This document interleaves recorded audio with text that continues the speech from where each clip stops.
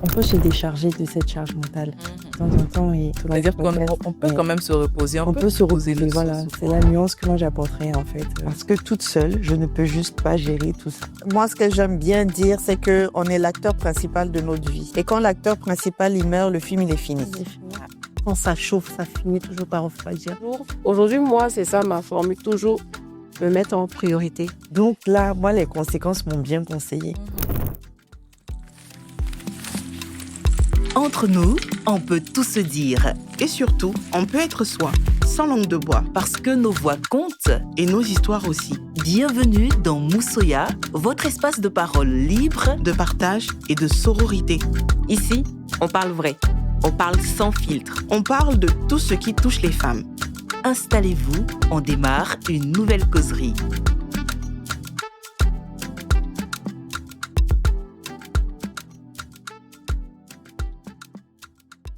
Avez-vous déjà eu l'impression de devoir être tout pour tout le monde, tout le temps?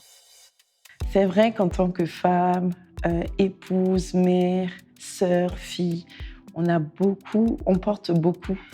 Mais heureusement, j'ai envie de dire, et c'est un peu mon côté rebelle, j'ai très vite compris que les injonctions des uns des autres n'étaient pas mes obligations. Alors, je pense que oui. Je pense comme beaucoup de personnes et particulièrement comme beaucoup de femmes, j'ai eu ces moments-là, disons même de longues années, où je pensais qu'il fallait être un peu la meilleure partout, une bonne fille, une bonne sœur, une bonne tante, un bon médecin, une bonne amie. J'ai déjà eu cette impression-là, parce que je suis aînée de famille, je suis mère d'un petit garçon, et j'étais parce qu'elle n'est plus, mais j'étais très proche de ma mère. Donc, à un certain moment, je ressens le besoin d'être là pour tout le monde et tout le temps. C'est bien, sauf que on s'oublie. On s'oublie et on arrive à un moment donné où on est fatigué. On est fatigué, on n'a pas pris soin de soi, on a une charge mentale qui est énorme. J'ai très vite compris qu'il fallait que je reste équilibrée. Parce que le pilier de mon système, c'est moi. Et si je m'effondre, tout s'écroule. Ma famille, mes enfants, mes projets, les entreprises. Et donc, je mets un point d'honneur à me respecter, à respecter mon énergie, à faire ce que je peux avec ce que j'ai, et ça suffit. C'est pas mauvais en soi parce que en vrai, souvent ça me remplit mon réservoir émotionnel de savoir que je suis utile autour de moi. Le corps nous parle et donc on est obligé de prendre une pause et de revoir sa façon de vivre, sa façon d'aborder les choses et de se remettre en priorité. Donc oui, j'ai été aussi cette femme-là qui voulait tout affronter, tout porter. Mais aujourd'hui, je choisis mes priorités et j'essaye de toujours m'écouter, me poser des questions et gérer au mieux. Forcément, ça peut faire des mécontents, mais l'essentiel, c'est que moi, j'aille bien pour pouvoir faire du bien pour les autres également. Le réveil qui sonne avant même que la journée n'ait commencé. L'esprit qui s'emballe déjà, pensant peut-être aux besoins des enfants, des parents, du mari, de la famille, tout ce qui n'a pas encore été fait. Une longue liste déjà prête dans la tête avant même qu'on ait posé le pied à terre. Voici le matin typique de beaucoup d'entre nous, femmes. Et oui, cumuler des heures de travail domestique non rémunérées, c'est-à-dire la cuisine, le ménage, la vie de famille, et pour certaines viendra s'ajouter le travail professionnel. Pour d'autres qui ont choisi un chemin beaucoup plus différent, elles devront quand même porter la charge de leurs propres attentes et de celles de la société. Bref, les femmes jonglent constamment entre plusieurs rôles, plusieurs attentes. Être là, être professionnelle, être solidaire, tout ça à la fois, être une femme. Et dans tout ceci, il y a une question. Où est réellement notre place? Comment porter toutes ces casquettes sans perdre notre voix, nos désirs et l'essence de qui nous sommes réellement? C'est à toutes ces questions que nous allons répondre en échangeant aujourd'hui dans le premier épisode de Moussoya.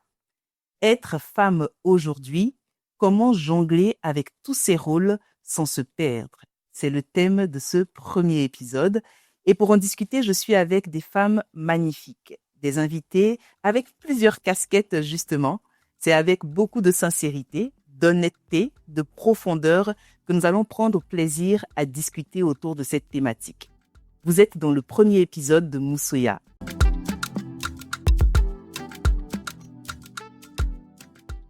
Et vous l'avez compris, je suis avec des femmes qui effectivement jonglent avec plusieurs rôles. Ce sont des femmes entrepreneurs, professionnelles, des mères, des épouses aussi pour certaines.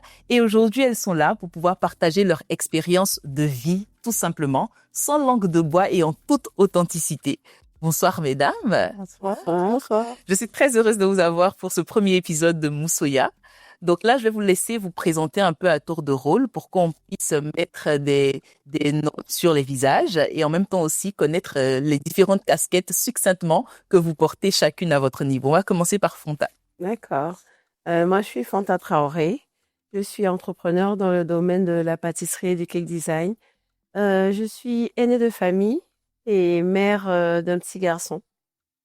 Voilà. De famille et mère d'un petit garçon. Oui. Et aussi entrepreneur. Ça, déjà, ça s'entend. On va passer à Kétiane.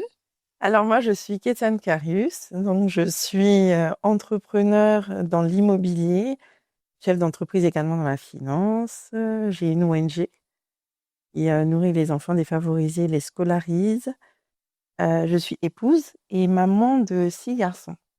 Je crois que, comme je le disais, elles sont les invités idéales pour cette thématique parce qu'on entend effectivement plusieurs rôles, plusieurs charges pour leurs différentes vies. Et on va terminer avec Dr Sako. Moi, c'est docteur Mariam Sako. Donc, je suis médecin, gynécologue, psychothérapeute. Je suis aussi la fondatrice du centre médical Nova et promotrice de la pause mentale, qui est une campagne de sensibilisation à toutes les questions de santé mentale qui a lieu chaque année en septembre. Et j'ai également une ONG qui va commencer ses activités très bientôt pour permettre justement aux personnes démunies d'avoir quand même recours à des psychologues. Merci Dr Sako, merci Kétiane, merci aussi à Fanta d'être avec nous pour ce premier épisode. Je pense que vous l'avez compris, le mot d'ordre, c'est vraiment conversation entre femmes, très authentique, sans filtre, et je sais que je peux vous faire confiance pour cela. Que c'est sûr que vous êtes authentique et que vous êtes vous-même, donc cette conversation, elle promet. Comme vous l'avez entendu aujourd'hui, le thème, il est assez intéressant. Et ce qu'on veut faire, c'est que avec ce thème-là, on a voulu faire ressortir une sorte de groupe de mots ou d'expressions qui prend bien en compte la discussion que nous allons avoir aujourd'hui. Et on va entendre un peu la définition de ce groupe de mots pour qu'on puisse chacune l'adapter à notre quotidien et pouvoir bien mener cette discussion assez sincère et authentique. Donc là, ce qu'on va faire, c'est qu'on va écouter une voix pour notre première rubrique qui est appelée le jelly, donc le mot du jour. Et on va écouter attentivement cette voix qui va nous définir le mot qui ressort du thème de ce premier épisode.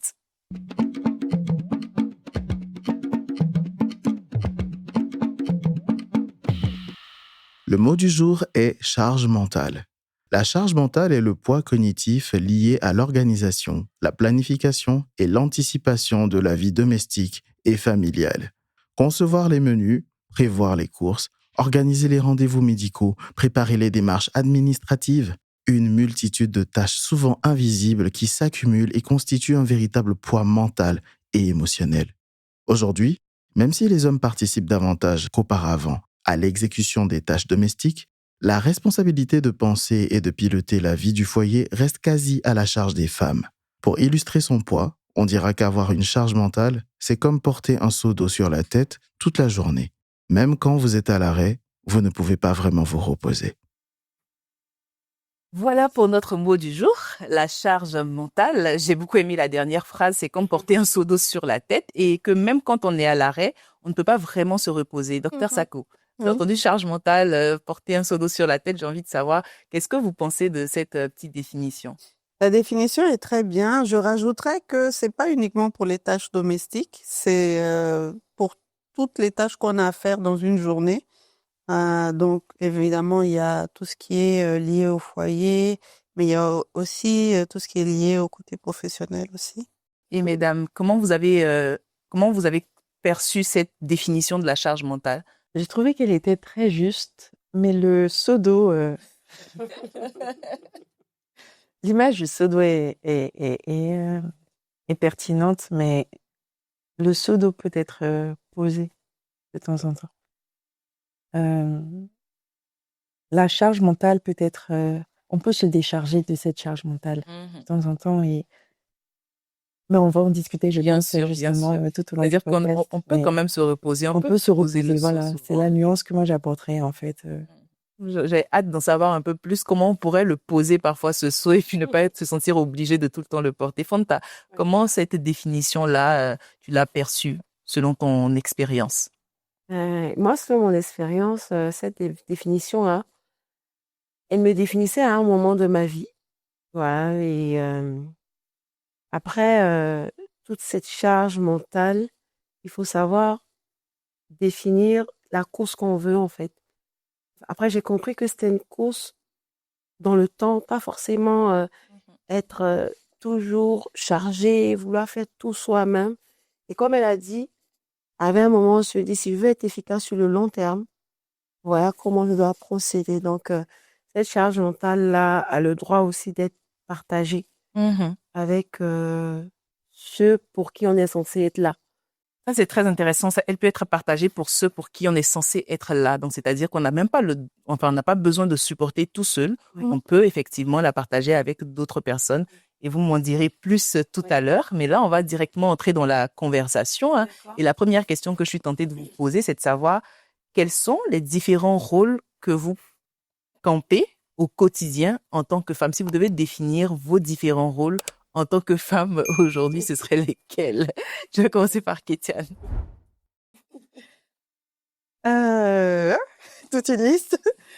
Donc, l'épouse, comment dire, je vais dire la chef du foyer, non, la chef de la maison, comment on dit, la mère de, La maîtresse de la maîtresse de maison, oui. donc tout coordonné, la maman, la chef d'entreprise, la directrice ONG. En fait, moi, je me définirais comme un chef d'orchestre. Parce que, en fait, quand on voit tous ces rôles-là, c'est quelque chose qui pèse énormément, qui peut être lourd même, rien que d'en parler, ça peut me paraître très lourd. Et ce que j'ai compris, c'est que ma spécialité était de savoir m'entourer. Parce que toute seule, je ne peux juste pas gérer tout ça, en fait. Rien que 6 garçons, moi, une femme, je dis toujours ma taille, je suis pas très grande. C'est quelque chose qui peut être écrasant. Et le fait de savoir m'entourer, pour moi, c'est un de mes avantages qui me permet réellement de pouvoir mener à bien toutes ces casquettes. En réalité, voilà, c'est un secret de savoir, de pouvoir déléguer et de savoir à qui donner quoi, comme un chef d'orchestre. Suivre les rôles et puis superviser et puis s'assurer que tout le monde comprend ce qu'il y a à faire. Oui, que chacun fasse ce qu'il faut pour ne pas que le chef d'orchestre se sente submergé au final. Et comme elle l'a dit tout à l'heure, c'est faire aussi participer ceux pour qui je suis en train de tout coordonner, c'est-à-dire les enfants. Moi, dans mon approche, mes enfants ne sont pas, je suis pas censée tout faire pour eux. C'est ça. Je suis censée leur donner des outils pour que eux puissent se développer et construire la vie qu'ils souhaitent. Et donc, c'est les autonomiser le plus tôt possible et pas être là à être, voilà. À les materner, exagérément peut-être. Exact. Pas être une tag mom, non, pas du tout, justement. Comme quoi, il faut pas seulement leur donner du poisson, mais leur apprendre à pêcher. C'est ça. Alors, Fanta, aussi chef d'orchestre un peu dans la vie. Oui, moi, je me définirais comme grande sœur, mère, chef d'entreprise, chef de famille, parce que je suis pas encore mariée. Ça fait beaucoup de casquettes, en fait. Comme je disais, au départ, quand on a tendance à vouloir bien faire les choses, on pense qu'on est obligé de les faire soi-même. Et avec le temps, j'ai appris que je me suis rendu compte en écoutant mon corps que ça m'épuisait et ça me rendait pas forcément, comment dirais-je, efficace. Donc j'ai appris à déléguer. Déjà, au niveau de l'entreprise, j'ai un métier où je dois tout le temps avoir la main dedans, avoir les yeux vérifiés, parce que je suis dans le domaine de la pâtisserie. Et avec le temps, j'ai appris à former et ensuite à déléguer et à regarder de loin et corriger au fur et à mesure. Et à la maison également, j'ai appris aussi à déléguer les tâches ménagères, par exemple le menu, j'ai appris à déléguer à mes sœurs. Faites-moi des propositions. euh, pour la gestion financière aussi, j'ai appris à déléguer. Et je me suis surprise de voir que certaines tâches étaient très bien exécutées aux personnes à qui j'avais confié. C'est ça. Donc, au fur et à mesure, comme elle a dit, c'est mieux d'être le chef d'orchestre et de laisser les autres faire leurs preuves. Mhm. Et parce qu'on comprend que finalement, quand tu fais tout, tu ne les aides pas à grandir. À trop les couver, on ne les aide pas. C'est ça. Donc, il faut mieux transmettre et laisser chacun jouer sa partition. J'ai donc l'impression que le chef d'orchestre, sa plus grande force, c'est sa capacité en réalité à déléguer et à permettre, comme tu dis, aux uns et aux autres de jouer leur partition pour que l'orchestre y soit harmonieux, pour ainsi dire. Docteur Sako, j'ai envie de poser la même question. Quels sont les différents rôles que Docteur Sako campe? Et juste après, j'aurai peut-être une question cette fois-ci par rapport au domaine d'expertise, avec tout ce qui est en train d'être dit. Mais déjà, vie professionnelle, vie personnelle, c'est quoi les différents rôles au quotidien? Alors, moi, je suis une fille, donc la fille de ma mère. Mon père est décédé maintenant. Je suis médecin, donc gynécologue. Je suis également psychothérapeute. J'avais d'autres spécialités que j'ai abandonnées justement dans la progression, en se disant je peux pas tout faire. Voilà, donc j'étais urgentiste à la base, ce que je ne fais plus. Je suis également chef d'entreprise. Je suis également, enfin, disons, double chef d'entreprise parce que j'ai mon cabinet médical. J'ai aussi une start-up en télémédecine. Comme je disais, aussi promotrice de la campagne La Pause Mentale. Je suis une sœur, je suis une tante, je suis une amie. Je pense que c'est pas mal. J'aime bien comment comment on définit tous ces rôles parce que j'ai entendu sœur, fille aînée, maman et tout ça. Et je me dis que de prime abord, quand on parle de rôle dans la vie, on se dit peut-être que ça se limite au volet professionnel. Mais en réalité, être maman, amie, fille, sœur, ça fait partie aussi du jeu de la vie. Donc, est-ce que toutes ces casquettes-là, docteur, ça impacte parfois la charge mentale de la femme?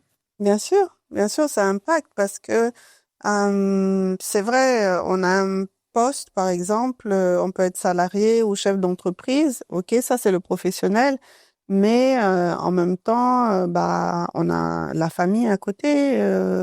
Faut avoir entretenir les relations avec ses parents, avec ses frères, avec voilà.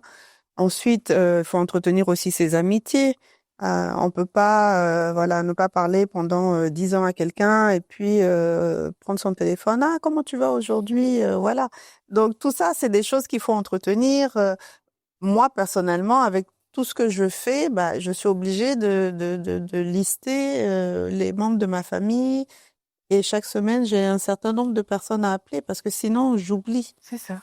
Sinon, vraiment, on se retrouve à faire certaines choses et puis à en faire d'autres moins. Exactement. Donc, c'est limite de l'art que de pouvoir Il faut s'organiser. Donc, c'est vrai que ça peut paraître exagéré, mais si on ne s'organise pas et qu'on ne prévoit pas les choses, il y a des choses qui vont être oubliées. Et ça, souvent, je le recommande aussi à mes patientes. Dans le couple, si on ne s'astreint pas à se fixer des rendez-vous avec son conjoint pour passer du temps ensemble, souvent la vie, le travail, tout ça vient en priorité et on se rend compte qu'on passe une semaine, un mois sans avoir eu des moments de qualité pour discuter, quoi. Ça, c'est très bien dit. Est-ce que ça ne rejoint pas un peu la première question qu'on a eue au tout début de l'émission? On a l'impression d'être à la fois tout pour tout le monde, tout le temps. On a cette tendance-là. On peut avoir cette tendance-là, surtout en tant que femme. Je dirais oui, c'est culturel, c'est vrai, mais c'est plus que culturel en fait. C'est, je dirais, sociétal dans le sens que les filles sont élevées d'une façon différente que les garçons. Bon, Étienne nous dira peut-être. C'est ça. Comme c'est une maman 2.0, peut-être qu'elle justement elle essaye de changer ça justement, mais les filles sont élevées dans cette culture. dans l'aide en fait, dans voilà, il faut aider les autres, il faut être gentil, il faut être serviable, il faut voilà. Donc c'est quelque chose avec lequel on est éduqué et malheureusement dans cette éducation-là, on a tendance à s'oublier. Et je pense que ça, c'est un avis qui m'intéresse parce que celui de Kétiane, est-ce qu'il est le même? Est-ce que pour Kétiane, par exemple, cette éducation-là contribue déjà beaucoup dans la façon de voir un peu plus tard? Et puis, est-ce que ça devient limite, de façon inconsciente, une obligation que de se dire, il faut que je fasse plus, il faut que je sois là pour tout le monde parce que je suis la fille? C'est sociétal, comme elle a dit, c'est culturel. Mais je pense que individuellement, on a la responsabilité de nos vies. Exact. Moi, par exemple, j'ai fait le choix, vraiment consciemment, de me départir de ces obligations qu'on avait, de ces injonctions que la société, la famille avaient mises sur moi. Parce que j'ai eu quand même des épisodes de vie. En tant que fille aînée de ma mère, on a toujours le côté vouloir répondre aux attentes. Ça, c'est très féminin d'ailleurs. C'est comme ça qu'on nous éduque. Et puis vraiment, la fille travaille bien à l'école, voilà. Bon. J'ai une adolescence un peu rebelle, Dieu merci, qui fait qu'aujourd'hui, je rentre pas dans les cases. Mais j'ai quand même eu ce poids du regard des parents, de la société et tout, jusqu'à ce que je tombe malade. Ah oui. Oui, il y a le corps qui suit plus, en fait. Je peux pas gérer tout ça, être en fronde, comme elle a dit, sans déléguer au départ. Et puis ton corps, mais non, le corps, il ne suit pas. Et moi, pour moi, ça a été vraiment une leçon. Comme on dit en Côte d'Ivoire, c'est pas conseil qui conseille, c'est les conséquences qui conseillent. Donc là, moi, les conséquences m'ont bien conseillé. Ils m'ont fait dire, tu es qui? Qu'est-ce que tu veux? Tu vas où? Qu'est-ce qui est important pour toi? Parce que le jour où tu ne seras plus là, les personnes qui ont mis ces injonctions, la société va continuer à fonctionner. Et ceux qui vont en pâtir, ce seront tes enfants, seront tes enfants, etc. Donc, qu'est-ce qui est important pour toi? Et c'est comme ça qu'au fur et à mesure, j'ai ajusté le tir sans remords. Et concernant mes garçons, c'est ce que j'essaie de leur inculquer. Quelle vie tu veux avoir? Pas d'obligation. Déjà, on a moins tendance à le faire avec les garçons. Moi, j'ai pas de comparatif parce que j'ai que des garçons. Donc, c'est vraiment une femme qui éduque des garçons avec un papa qui est un homme qui n'a jamais été une femme. C'est un peu, voilà. Donc, je comprends pas trop des fois leur dynamique, mais j'essaie de leur dire, tu es responsable de ta fille. Tu choisis. Tu travailles bien à l'école, tu fais ci, tu fais ça, voilà les conséquences. Tu veux pas prendre tes responsabilités, tu auras des conséquences. Dans tous les cas, tu auras des conséquences. Qu'est-ce que tu choisis d'assumer?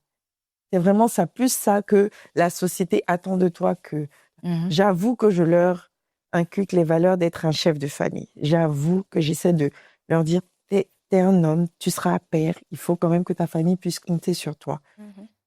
Mais fais de ton mieux. C'est ça qui est le plus important. Fais de ton mieux, ne te tue pas. Parce qu'une fois que tu seras mort, ça sera fini. C'est ça. En fait. C'est-à-dire qu'il y a les obligations, mais il n'y a pas de pression. Il n'y a pas de non. Tu connais tes obligations, mais tu ne te mets pas une pression de fou. Tu fais comme tu peux, en fait. Exactement. Tu fais comme tu... Et pas comme ce qu'on attend que tu puisses faire. Non, en fait. Ça. Chacun fait comme il peut. Comme il peut, parce qu'à l'impossible, nul n'est tenu. Exactement. Et Fanta, tu disais tout à l'heure qu'au début, ça a été un peu quand même compliqué avant que tu ne trouves ton propre rythme. Oui. Donc, c'était quoi ta réalité au début en tant que fille aînée qu'on aime beaucoup quand tu dis que c'est une fille aînée qui doit limite être mise dans le CV carrément? En fait, en tant que fille aînée au début, j'étais très proche de ma mère, et à son âme. Elle a été celle-là même qui a tenu aussi la famille. Donc, arrivé à un moment donné, quand tu as atteint l'âge de la majorité, tu veux pouvoir permettre à cette femme-là de souffler un tout petit peu. Donc, c'est comme si tu venais l'aider à porter ce fardeau-là. Donc, arrivé à un moment, franchement, surtout quand j'ai commencé dans la pâtisserie, j'avais pas encore mon fils, donc j'étais à fond là-dedans. Et étant donné que ma mère était dans la santé, elle me ramenait toujours à l'ordre pour me dire que vas-y doucement, rien ne presse, personne ne te poursuit. Je suis là. Je te demande pas de prendre mon rôle. C'est vrai que tu m'aides, mais j'ai pas envie que tu te jettes à 1000% dans le travail, par exemple. Tu as une vie de jeune fille à avoir, à mener. Donc, elle m'aidait à, on va dire, à temporiser. Et puis, est venu mon fils. Et j'ai compris qu'en fait, la vie ne se limitait pas qu'au côté professionnel, ne se limitait pas qu'à gérer ou à vouloir porter le monde, contre griffe. Donc, j'ai commencé à partager mon temps entre mon fils et ce que j'avais décidé de faire, c'est-à-dire la pâtisserie, le côté professionnel. Et avec le temps, avec les lectures, avec les vidéos qu'on regarde et tout, on comprend que le plus important, c'est soi-même. C'est ça. Parce que plus tu es à l'aise, plus tu es bien dans ta peau, mieux tu donnes ce que tu reflètes quand tu es maman, par exemple. Je sais pas pour les filles, mais pour les petits garçons, ils ressentent ça très facilement quand t'es pas bien, quand t'es pas toi-même, quand il y a la charge du travail, tu essaies de camoufler, l'enfant, il le ressent tout de suite. Donc, j'ai décidé de mettre mon bien-être en priorité parce que quand je vais bien dans ma tête, ça se reflète autour de moi. Donc, c'est comme ça, au fur et à mesure que j'ai commencé à lâcher prise avec les conseils de maman. Et on va dire, moi, mon déclic, ça a été son départ.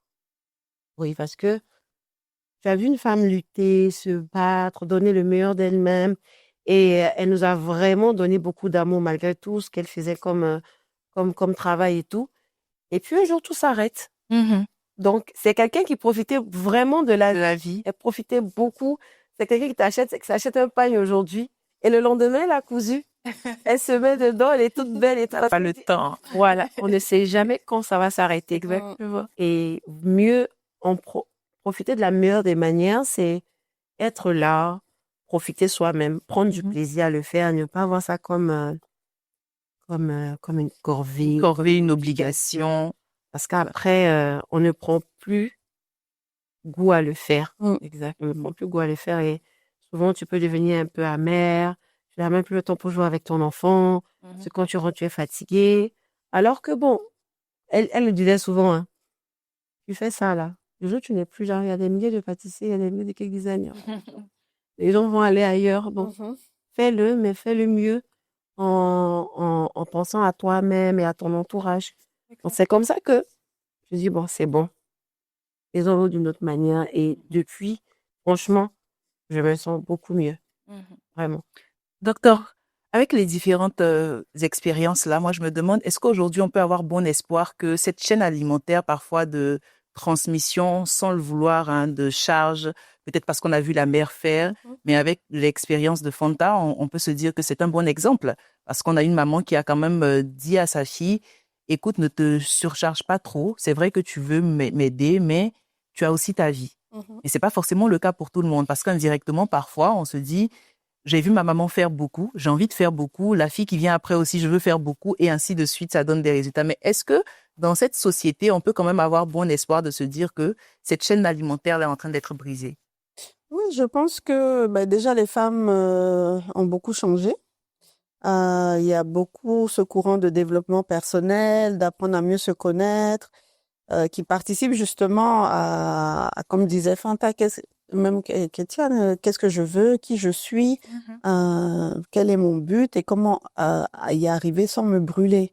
Donc oui, j'ai bon espoir que ça va changer. Et même nos mamans aussi, elles ne veulent pas forcément qu'on vive la même vie qu'elles ont vécue, donc elles nous donnent des conseils. Et comme Kétiane l'a dit, c'est très important. Chacun a sa responsabilité personnelle de choisir ce qu'il veut pour sa vie. Et c'est une responsabilité qu'il faut prendre, qui a des conséquences, c'est vrai. On peut déplaire, on peut ne plus être aimé parce que quand on a l'habitude de faire tout pour les autres et qu'à un moment donné, on se préfère, à ce moment-là, les autres peuvent nous en vouloir quelque part, nous traiter d'égoïstes, etc. Et déjà, les femmes, on a déjà cette tendance-là quand on fait les choses pour soi, on se dit, ah, mais est-ce que c'est pas égoïste, etc. Donc, il faut prendre cette responsabilité-là. Moi, ce que j'aime bien dire, c'est que on est l'acteur principal de notre vie. Et quand l'acteur principal, il meurt, le film, il est fini. Donc, Bravement, le film. voilà. Autant qu'il vive une bonne vie, qu'il soit à l'aise, voilà, pour avoir une bonne fin. C'est ça, on est un peu comme le moteur d'une voiture. Hein, s'il n'est pas bien, Si c'est pas entretenu, la voiture, elle s'arrête. il n'y a rien qui fonctionne. Et en parlant de ça, j'entendais tout à l'heure Kétiane dire que la santé a été... enfin, il y a eu un problème de santé qui a fait qu'on a été face à une certaine réalité. Donc, ça m'emmène à savoir quels ont été vraiment les sacrifices qui ont été consentis à un certain moment pour pouvoir endosser tous ces rôles en tant que femme. C'est-à-dire, est-ce qu'on a dû mettre à un moment quelque chose de côté pour se dire, il faut que je prenne mes responsabilités en tant que femme? Est-ce qu'on a dû mettre sa santé de côté ou d'autres éléments de la vie? En fait, j'ai mis ce qu'il y avait de plus important. Comme j'ai dit, c'était ma santé. Et j'ai eu un souci parce que je ne m'écoutais plus du tout et que j'étais au début justement de ma carrière d'entrepreneur. Et donc, je comptais pas les heures. Et puis, il faut rentrer à la maison, il faut être là pour les enfants, pour les maris, il faut coordonner, il faut repartir. Je travaillais du lundi au dimanche. Enfin, vraiment, j'étais dans la performance à tout. Et quand j'ai eu ce souci de santé-là, et que j'ai été immobilisée pendant 4 mois, je me suis dit, vraiment, merci mon Dieu, parce que ça m'a permis de me poser des questions essentielles. Et à l'époque, j'avais 3 enfants, et mon troisième avait peut-être 2 ans. Et je me suis dit, en fait, si je pars là, mon fils ne se souviendra même pas de moi. Qu'est-ce qui est essentiel?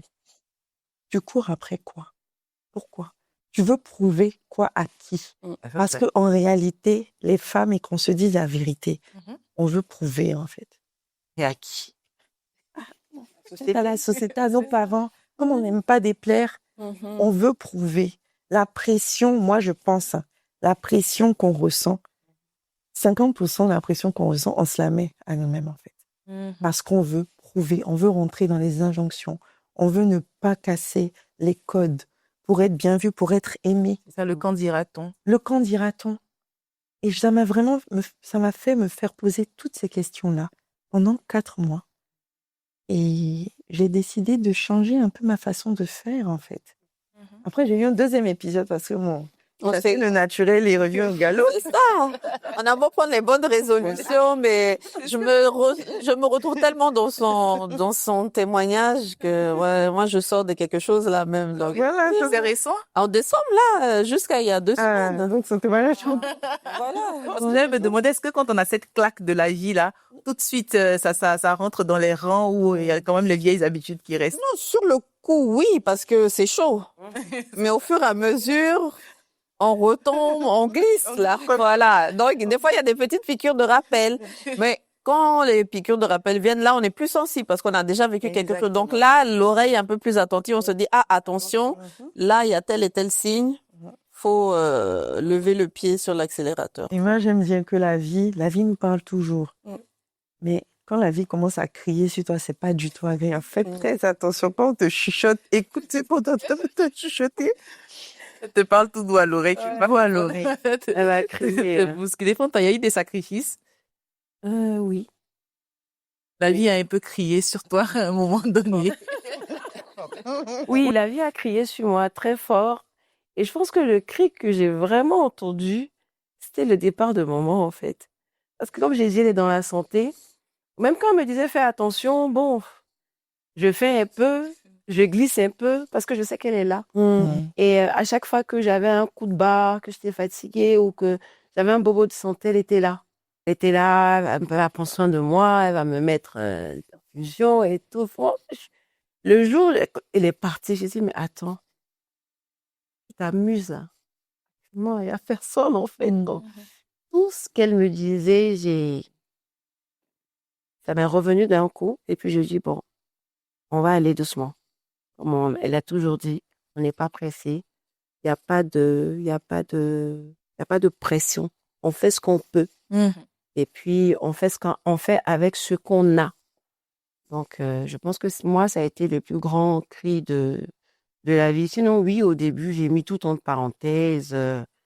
Ma vie personnelle c'était boulot, mon fils, maison, c'était carré, quoi. Et après, bon, Et après, en tout cas, merci à Kétienne pour l'expression la vie a dû crier. Donc maintenant quand la vie chuchote, il faut écouter pour Oui. pas attendre forcément le. Et paradoxalement, pour compléter ce qu'elle est en train de dire, quand moi j'ai redesigné les choses, j'ai été plus, je vais employer un terme un peu galvaudé aujourd'hui, plus alignée et beaucoup plus efficace en fait.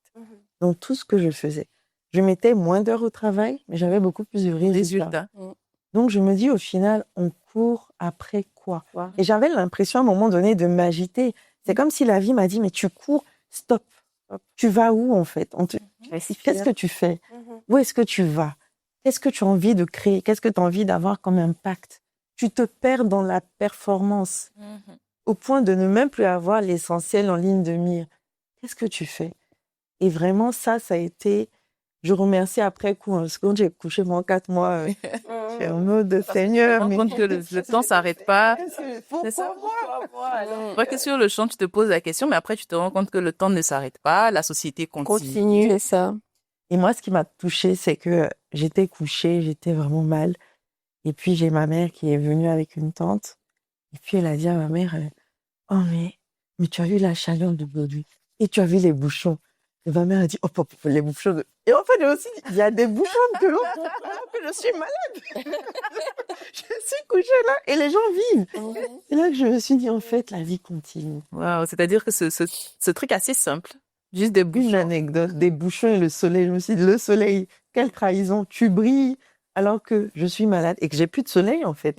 Et les bouchons, donc les gens sortent alors que donc la vie continue. Donc, si ta vie s'arrête, vraiment, ça serait triste pour toi. C'est ça. Et le nombre de mères qui se sont oubliées, qui se sont mises de côté, et malheureusement que la vie que le Dieu a rappelé. C'est ça, sans qu'elles aient pu vivre un temps soit peu pour elles. Exactement, sans épanouissement, parce qu'il fallait plaire au mari, aux enfants, aux parents, à la société.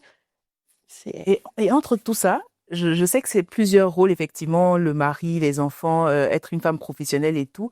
Et je me dis qu'il peut arriver au niveau des émotions, qu'il y a un moment où on se dit, je suis un peu fatiguée de tel rôle, ce qui peut être humain. Est-ce qu'il y a eu des moments, effectivement, où vous vous êtes dit, ah, vraiment là, je suis un peu épuisée quand même, juste de ressentir cette fatigue ou ce petit moment où on se dit, est-ce que je suis pas épuisée de faire ça? Pas pour que ça s'arrête, pas parce que c'est un rôle dont on n'est pas fier, mais c'est juste d'avoir ressenti ce moment de fatigue vis-à-vis d'une casquette bien précise. Anta. Oui. Ça arrive de dire, je suis fatiguée. Comme elle disait au départ, c'était du lundi au dimanche. Et puis à un moment, je dis, ben non. Je prends 2 jours de repos, je me repose et je suis plus reposée pour mieux attaquer la semaine qui arrive. Donc, arrivé à un moment, on se dit, non, stop, ça suffit. On se préfère, en fait. On commence à se donner des moments à soi-même, des moments de qualité pour se retrouver, pour être plus productif, par exemple, dans le domaine. Et moi, je me suis un peu accrochée aussi à la spiritualité. Et il y a une parole qui revient à chaque fois que ça commence à chauffer.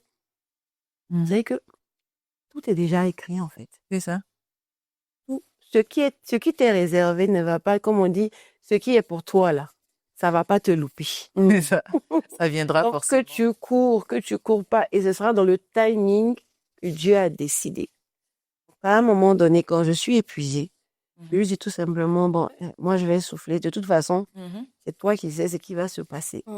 Donne-moi la force juste là régénère-moi mes forces, et puis bon. Puis je reprends. Voilà. Et Kétienne, qui tout à l'heure vous disait qu'elle était un peu rebelle sur les bords, surtout dans l'enfance, est-ce qu'il y a eu parfois des moments de colère, d'amertume face à certaines charges ou face à certains rôles que tu te retrouvais à camper au quotidien? Je suis rebelle, mais je suis aussi fille aînée. Donc, quand même assez responsable. Okay. Et je prends la responsabilité de ma vie. Je suis très rarement en train de dire que c'est la faute de quelqu'un. Par contre, je suis constamment en train de m'ajuster. Et si ça ne va pas, je m'ajuste. Et il y a des fois où, par exemple, le rôle de chef d'entreprise que j'arborais fièrement à l'époque, c'est un rôle aujourd'hui que j'ai tendance à pas forcément mettre en avant parce que je le vois différemment. En fait, là, c'est pas la chef d'entreprise, c'est qu'est-ce que je suis en train de créer. Donc, qui est chef? Qui a le titre? m'importe peu aujourd'hui. C'est qu'est-ce que je suis en train de créer et qui fait quoi, tout simplement. C'est ça mon rôle. Et ça, c'est une casquette qui me fatiguait un peu à l'époque parce qu'en plus, je gère plusieurs entreprises et donc tourner de la casquette immobilière à la financière en passant par l'ONG, le mercredi, voilà, c'était Un schéma, hein. voilà. Et donc là, j'ai dû repenser les choses. Donc, c'est pas forcément de la colère, mais c'est plus un épuisement, un manque d'alignement. Ça me correspondait plus forcément. Je voyais beaucoup d'ego dans ce que je faisais aussi, pour être honnête. Et aujourd'hui, c'est plus l'impact que j'ai envie sur lequel j'ai envie de mettre mon énergie. Et quand ça ne va pas, parce que des fois on est fatigué, je prends du temps pour moi, sans culpabiliser. Ça, c'est mon côté rebelle.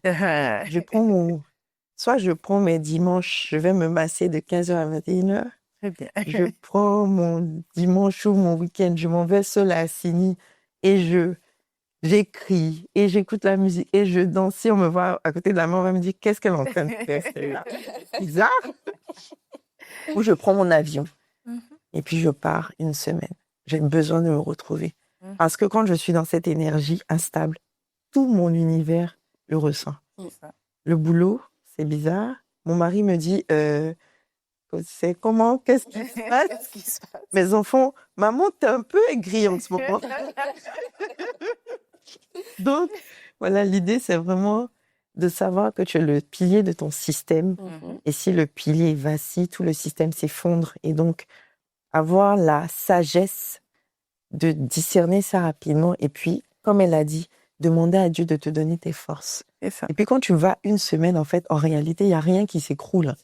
Voilà. Tout continue de fonctionner. Les enfants ont mangé, ils sont allés à l'école, les salariés, les collaborateurs sont venus, le mari est là. Enfin, rien ne s'effondre. Voilà. Et docteur, ce genre de sentiment, parfois de fatigue intérieure, je suppose que c'est normal chez l'humain déjà, et aussi, encore plus chez les femmes. Donc, pour les femmes avec lesquelles, docteur, on va travailler très souvent, est-ce qu'elles ressentent parfois, pour la plupart, ce genre de fatigue intérieure, de moments où on se dit, vraiment ce rôle, c'est vrai que je le campe avec beaucoup de brio, mais parfois aussi ça m'épuise. Bien sûr, il y a un ras-le-bol. Des fois, j'ai des femmes qui disent, si je pouvais aller déposer mon enfant quelque part pendant X temps, prendre du temps pour moi, je le ferais, ou elle voudrait partir à moi, voilà. C'est juste que forcément, quand elles se retrouvent dans mon bureau, c'est que elles n'ont pas pris soin d'elles pendant très très longtemps, donc ça arrivait quand même à un certain niveau aussi. Donc, mais si tout le monde, et particulièrement les femmes avec nos multicasquettes. Mais ce que je voulais faire remarquer, c'est que c'est ces 3 entrepreneurs qui sont là aussi. L'entrepreneuriat, attention. C'est pas pour les femmes. Ne croyez pas tout ce qu'on met sur les réseaux. C'est pas tout le bling-bling de la chose. Hein. Et j'ai aimé ce que Kitty a dit quand elle a dit qu'il y a un peu d'ego à vouloir tout faire. En fait. Il y a, oui, c'est moi, je vais gérer, mais après tu t'épuises. Moi, j'ai compris que faut déléguer et puis tu délègues. Au départ, ça fait peur. Et la vie, c'est toujours un essai. C'est comme quand tu pars. Tu penses que ça va prendre feu. Les collaborateurs vont faire ça. Mais souvent, même, ils se débrouillent très bien en ton absence. Encore plus même en l'absence quand après. Dieu, même souvent. Et nous, les femmes, des fois aussi, on a un petit côté perfectionniste qui fait que on veut que les choses soient faites comme nous, on voudrait les faire. Mais des fois, elles peuvent être faites autrement et c'est tout aussi bien, en fait. Donc, des fois, c'est ça qui freine aussi quand on doit déléguer parce que, voilà, quoi. Et vraiment, ce qu'on a du mal à faire et qui est très, très important, je pense, c'est le lâcher prise. C'est ça. À un moment donné, laisse faire. Ça ne va pas s'écrouler, les enfants vont bien aller, les collaborateurs vont faire à leur manière, mais et si c'est pas comme toi, tu le ferais, et alors, au final? Exactement. Quelle importance. Au moins, ils l'ont fait, et puis non, ça va prendre le temps que ça prendra. Pour s'aligner. Moi, vraiment, voilà, exactement. Je mets beaucoup d'énergie aujourd'hui et de patience à leur inculquer ce que j'ai envie de voir, mais pas le faire parce qu'ils l'ont mal fait. C'est ça. Ça, c'est pas très... Sur le long terme, c'est une très bonne stratégie. Non. Et docteur, j'aimerais revenir sur la question. J'ai parlé de fatigue intérieure, mais il y a aussi de la rancœur parfois qui peut être ressentie. Donc, est-ce que tout ce qui est rancœur, comme je disais aussi colère pour certaines personnes, est-ce que c'est normal? Est-ce que c'est fréquent encore? Oui, c'est fréquent. c'est aussi normal parce qu'on ne s'écoute pas. Parce que quand on fait, justement, je pense que c'est Fanta qui l'a dit, quand tu fais les choses pour faire, tu n'as pas vraiment le cœur dedans. Donc, quelque part, et puis souvent, qu'on se dise la vérité, des fois, on veut un peu de reconnaissance. C'est ça. Et quand ça ne vient pas, on est là, oui, c'est des ingrats, je fais ça pour tout le monde, jamais les gens ne sont pas là pour moi, etc., etc. Mais ils t'ont rien demandé, en fait. Tout simplement. Donc, si tu fais, tu le fais avec ne t'attends à rien. Parce que l'être humain est de base ingrat. Donc, si tu le fais, vas-y avec le cœur, tu fais, tu t'attends à rien, et puis tu en paix avec toi-même. Exact. Donc, c'est comme quand tu t'attends à quelque chose, que tu peux être déçu. Et c'est de la déception que la colère ou la rancœur ou le regret peuvent naître. Et puis en réalité, cette colère-là, c'est pas vis-à-vis des autres, C'est vis-à-vis de soi-même. vis-à-vis de soi-même, de s'être nié et d'avoir été autant en attente de la reconnaissance de l'autre, en fait, qui vient pas. C'est toi qui attendais. Personne ne Sauf que quand on ne se connaît pas, on le voit pas comme ça. Exactement. On pense qu'on en veut à l'autre. À l'autre, Tout à fait. Alors qu'en fait, c'est à nous-mêmes qu'on en veut, mais on s'en rend pas compte. Mais docteur est là pour faire... c'est à nous. C'est ça. Et poser les bonnes questions comme tout à l'heure, donne pas. À quoi ressemble une femme une mère de 6 ans? C'est ça. Comme tout à l'heure. Et là, à vous entendre, je me demande, est-ce que vous pensez avoir trouvé le meilleur équilibre aujourd'hui, ou est-ce qu'il y a quand même certains sacrifices qui restent toujours présents? Parce que tout à l'heure, docteur le disait, c'est vrai que on peut avoir cette claque, mais par moments, la vie peut toujours nous faire nous crier là-dessus. Donc, est-ce qu'il y a un équilibre qui est déjà là, ou il y a encore des sacrifices qui sont consentis? Oui, le meilleur équilibre, vraiment, ne se trouve jamais. Et ça aussi, c'est une vérité qu'il faut qu'on se dise. Exactement. Il n'y a pas de meilleur équilibre. La vie, on est en constante évolution et il y a des saisons. Ce qui fonctionne aujourd'hui pour moi ne fonctionnera certainement pas dans 3 mois parce que j'aurai d'autres priorités, d'autres choses à mettre en forme. Donc, il n'y a pas vraiment de meilleur équilibre. On est en constante adaptation. Et ce qui est important, c'est de se connaître, de savoir encore une fois où est-ce qu'on veut aller, qui est-ce qu'on est, quelles sont nos forces, quelles sont nos faiblesses. Et dans nos forces et nos faiblesses, permettre d'avoir un support système. C'est très, très important, on l'a pas dit. Mais ce sont justement ces personnes-là qui vont t'aider, qui sont là dans ton... qui font partie de ton écosystème et qui t'aident à avancer. Il faut pouvoir analyser tout ça de façon froide, comme s'il s'agissait même pas de soi. Et puis de prendre les bonnes décisions, de lâcher, comme elle a dit tout à l'heure, elle a dit qu'elle a lâché des casquettes. Parce qu'au final, tu es moins aligné avec, c'est plus aussi important. C'est ça. Voilà. Donc Début, il faut respecter la femme qu'on était à 20 ans, celle qu'on est à 30, à 40, à 50 ans. Et ça ne sera jamais le même équilibre. Il n'y a rien de linéaire en réalité. Non, rien de linéaire. Les enfants grandissent. Je lui disais tout à l'heure que j'ai un adolescent de 14-15 ans bientôt et un petit de 2 ans. C'est pas du tout les mêmes saisons, en fait. Mais oui. Voilà, quand j'en avais un à 2 ans et aujourd'hui, celui-là, il a 15 ans, je peux pas trouver un équilibre. Par contre, je suis épanouie et stable. Voilà, si c'est ce qu'on appelle équilibre, oui. Je suis épanouie, je mets mon énergie dans ce qui me fait du bien, dans ce qui va me ressourcer, comme elle a dit. Pas faire les choses en mode corvée. Non, personne n'est obligé, en fait, c'est ça, à avoir tes 6 enfants, ma chérie, à être marié, à être chef d'entreprise. Personne n'est obligé à avoir la vie que tu as. Tu as choisi, donc. C'est un choix de vie. Voilà, assume-le. Assumer. Ouais. Et Fanta, il y a encore des sacrifices où le choix, c'est vrai qu'il n'y a peut-être pas le meilleur équilibre, mais est-ce que le choix, il est pleinement assumé? Oui, le choix, il est assumé aujourd'hui. Et comme je l'ai dit là, j'ai trouvé ma formule, en fait. Côté professionnel, je délègue quand je peux. Je délègue vraiment au maximum et je supervise. Et à la maison aussi, je délègue. Ce que je peux déléguer, je délègue. Et ça me permet, moi, de souffler et ça me permet de me retrouver, en fait. Donc, il n'y a pas... Les choses sont en constante évolution.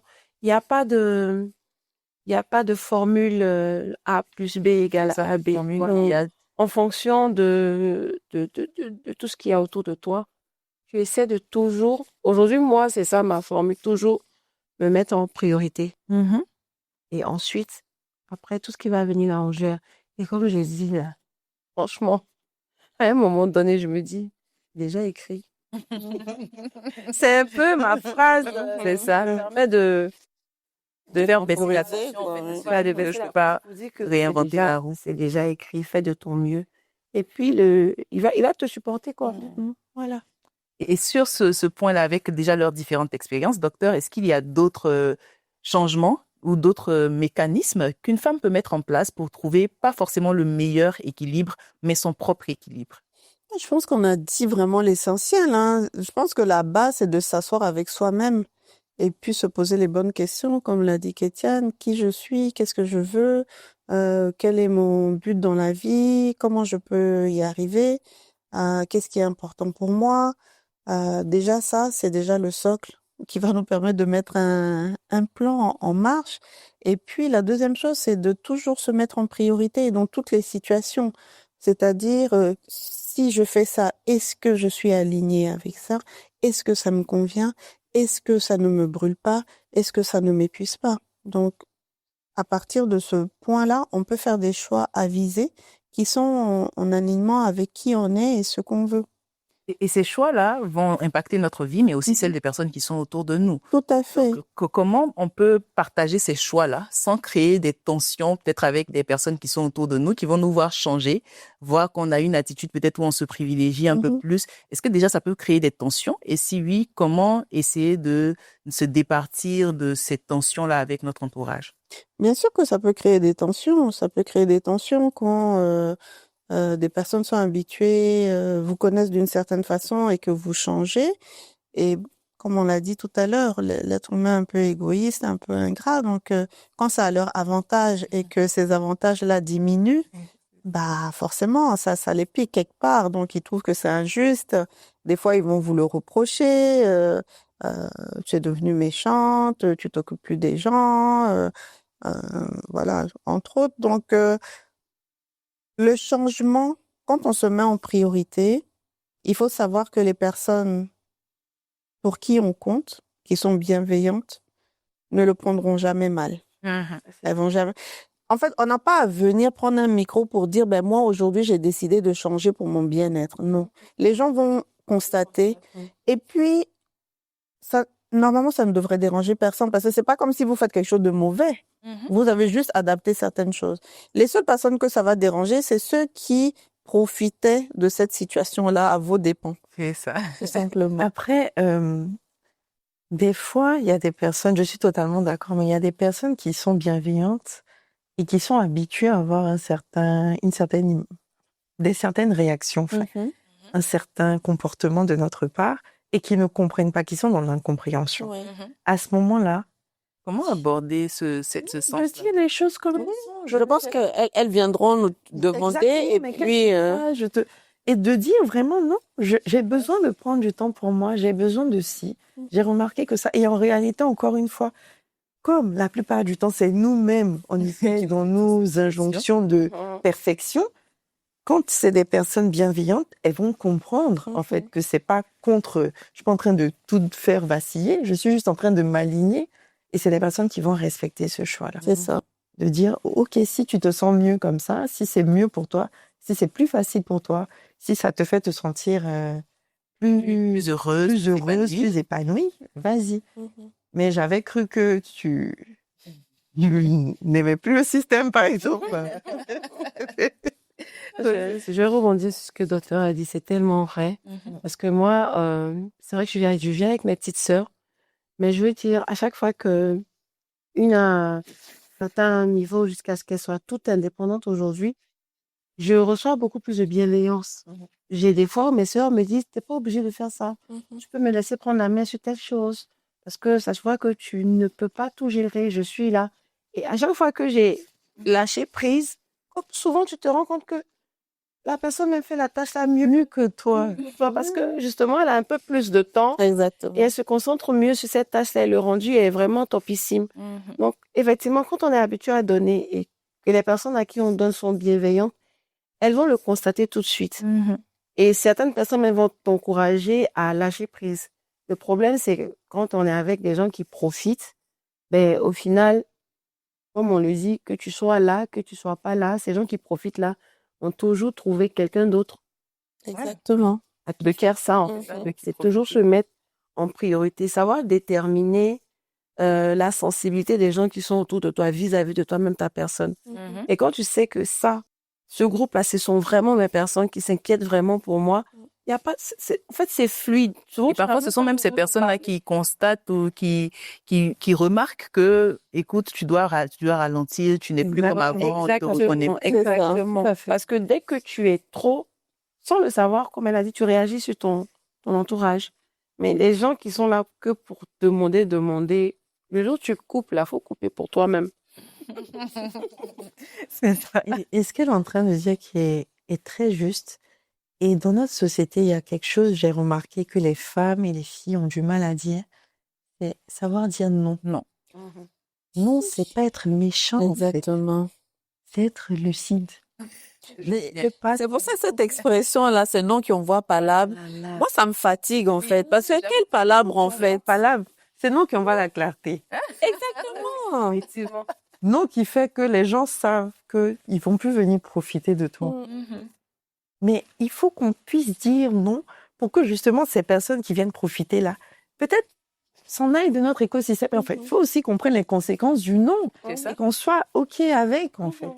Parce que si tu m'aimes et que parce que tu m'as demandé quelque chose, j'ai dit non et que tu pars, c'est qu'en fait, c'était mon oui que tu aimais, c'était pas moi. Et c'est Exactement. OK. Parce que moi, en tant que personne, je peux dire oui, je peux Je dire peux dire non, je peux te donner, je peux ne pas te donner. Si tu m'aimes quand je te donne et que tu m'aimes pas quand je ne te donne pas, on a un problème, en fait. Et ça me fait penser même à la relation parent-enfant. Le parent peut dire non parfois à son enfant, mais n'empêche qu'il reste son parent. Exactement. Je reste Ça ne veut pas dire qu'il ne l'aime pas. Et comme combien de fois on nous a dit non et nous-mêmes on dit non. Vraiment. Voilà. Et je rajouterais, il faut savoir dire non sans trop se justifier. Merci. Parce que quand quelqu'un vous demande quelque chose et que vous lui dites, ah vraiment là, c'est un peu compliqué pour moi, je ne pourrais pas, ça doit suffire. C'est une phrase complète. C'est une phrase complète. Même, c'est un peu difficile. Hein. C'est parce que tu es gentil, tu as tout expliqué. Sinon, non. Sinon, tu dis non, je ne peux pas. La personne se retrouve à s'excuser de dire non. Oui. C'est ça. Je- Tu dis non, je ne peux pas. Et la personne doit comprendre. C'est pas que non, et puis tu dois rentrer que non, tu comprends. Non, non, non. Et ça, c'est un autre problème où les gens n'acceptent pas aussi le non. C'est normal. Hein. C'est le jeu. C'est le jeu. Chacun tire un peu la couverture de son côté. C'est vrai. Et là, ma petite question un peu philosophique que vous parlez, malheureusement terminée sur la discussion. Je dis malheureusement parce que c'est tellement intéressant que j'ai pas envie. Mais c'est de savoir, on dit que les femmes, elles ont un super pouvoir. On dit qu'elles sont très fortes parce qu'effectivement, on voit qu'elles campent tous ces rôles, elles portent toutes ces casquettes. Mais est-ce qu'elles sont fortes parce qu'effectivement, elles portent toutes ces charges ou c'est plutôt les charges qu'elles portent qui font qu'on les considère comme fortes? Donc, comme j'ai dit, question un peu philosophique. Donc, je reprends. Est-ce que les femmes sont fortes parce qu'elles portent toutes ces charges ou c'est plutôt ces charges-là qui les rendent fortes? Pour dire que, est-ce que sans ces charges, elles restent quand même des femmes fortes? Oui. Sans les charges, les femmes peuvent être fortes. Ça dépend des femmes. J'aime pas trop les généralités. Ça dépend des personnalités. Mais effectivement, je pense que ce ne sont pas les charges qu'elles portent qui rendent la femme forte. Peut-être aux yeux de la société, oui, on va dire, ah, une femme, elle fait ci, elle fait ça, oh là là, elle est forte et tout. Non, je pense que c'est une question de caractère, c'est une question de, bon, en anglais, self-awareness. C'est ça qui rend une femme forte, pour moi. Et est-ce que être forte, c'est tout porter? Ah. C'est peut-être avoir le courage de choisir, tout simplement, pour rester dans la philosophie. Ah oui, j'ai beaucoup aimé cette question très philosophique. Point d'interrogation. Donc, je suis tout à fait d'accord avec elle. Après, je pense que les gens dans l'imaginaire collectif, c'est un peu comme la muscu. Est-ce que c'est pas justement les charges qu'on porte qui nous rendent plus musclés? peut-être, mais est-ce nécessaire de crouler sous le poids? Enfin, C'est ça, à en quel fait. prix? Parce que finalement, ce côté très musclé, c'est les gens qui le verront. Souvent, nous-mêmes, c'est pas pour nous, effectivement. C'est comme on disait tout à l'heure, pour que les autres puissent dire, ah oui, elle est forte, elle fait plusieurs choses à la fois, c'est une dame dynamique. C'est une vraie femme. Une vraie femme. Une femme forte. Écoutez, mesdames, cette discussion est vraiment très intéressante, mais vous avez dit quelque chose d'intéressant au tout début et pendant même toute la discussion, c'était la capacité à déléguer. Et ça me fait penser à notre prochaine rubrique. Vous allez voir pourquoi quand on y arrivera. Mais c'est une rubrique qu'on appelle la question du net qui nous permet de choper une petite question sur Internet et de continuer à en discuter entre nous. Donc, on part pour la question du net.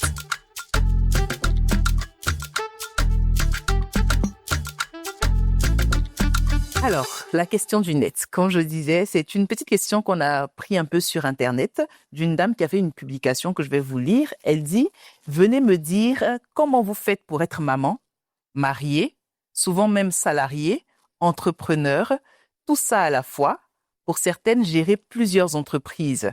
Et en plus, vous arrivez à créer du contenu, à être visible sur les réseaux sociaux au quotidien. Comment vous vous organisez ? Aujourd'hui, je prends mon tabouret et j'écoute. Et dans les commentaires, on a eu quelques réponses qui ont aussi attiré notre attention. Il y a une qui a dit que j'ai appris à déléguer au bureau sans perdre mon rôle et mes responsabilités. Et je me suis entourée d'une équipe compétente. Les rôles sont clairement définis. Ça m'aide énormément. Et qu'on essaie aussi un peu d'inclure toutes les casquettes dans une seule journée. À partir d'une certaine heure, je suis très, très maman. Et là, je ne négocie absolument pas. Et elle dit aussi qu'elle a une nounou très maternelle avec elle et une petite tante à qui elle mandate souvent quand c'est un peu gâté. C'est l'expression. Donc, les journées sont hyper mouvementées, mais elle a signé pour ça et donc courage. Il y a une autre aussi qui dit qu'il faut avoir un partenaire sur qui on peut compter humainement et financièrement, une aide pour la maison. Et si tu n'as pas les deux, c'est vraiment juste impossible, vraiment un grand caractère. Et une dernière qui dit qu'on ne peut pas tout bien faire en même temps. Donc, il faut aussi par moments accepter ses limites et accepter que les autres ont besoin de faire ce qu'il faut, qu'ils sont aussi imparfaits, tout comme nous.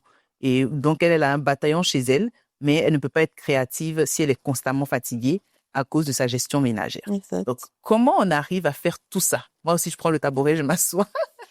Et là, vous avez beaucoup parlé de déléguer. C'est pour ça même que le premier commentaire a attiré mon attention parce que déjà, il faut déléguer, mais il y a aussi le volet soutien, comme Kétiane disait tout à l'heure, de son système avec des personnes comme l'époux, la sœur, la tante. Donc, comment on arrive à faire tout ça? Être le chef d'orchestre. Être le chef d'orchestre, c'est de déléguer, c'est très important. Choisir les personnes à qui on délègue, avoir un conjoint qui est soutenant, qui est aidant. Et oui, avoir un support système. Après, ça peut être une sœur, une tante, ça peut être voilà. Je pense qu'ils ont dit pratiquement tout dans les commentaires. Exactement. Moi, j'ai un sigle qui est toujours dans ma tête. Peut-être que les gens pourront l'emprunter, le prendre. C'est PDA. Prioriser, toujours. Qu'est-ce que je veux faire? Qu'est-ce qui est essentiel dans cette saison-là? Qu'est-ce qui est ma priorité? Déléguer.